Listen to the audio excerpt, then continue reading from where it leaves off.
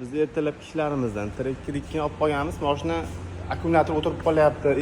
Servis intervallari yonib qolgan. Hozir diagnostiga olib kelishgandi. Sistemalar polni tekshirib, ko'rib berdik. Xo'p. Bular zavodskiy akkumulyator bo'ladi. Tiriklik 12 ta agar bilmasalaring, shu ma'lumot o'rnida aytib o'tib ketaman. Xo'p, mana akkumulyatorda spetsial funksiyasi kirganmiz. Hozir uровень зарядки 70% shu. Akkumulyator yo'mkisi bo'ladi, xuddi iPhone'larda yo'mkisi bo'lgandek.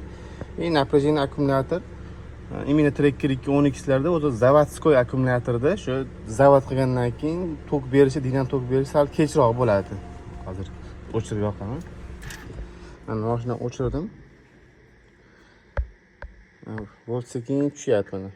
14 dan 13 ga qarab, 12 ga qarab. Shu 3-4 minut o'chgandan keyin, 1-2 soat o'chib qolib ketgandan keyin zaryad qilasizlar, zavod qilasizlar. 12:30 ga tushadi, keyin 14 bo'lishi qiyin bo'ladi. Mana hozir sekin 12:09 pastga qarab tushyapti. Mana zavod qilib ko'raman. Zavod bo'ldi, mana hozir 12:4 volt mana. Mana hali ko'tarilgani yo'q. Xullas aytmoqchi bo'lganim, bularga AGM akkumulyatori bor, o'sha zavodskiy. Bularda zavoddan chiqqan akkumulyatori tok berishi sal slabiy bo'lgan hisobiga mashina akkumulyatori o'tirib qolaveradi.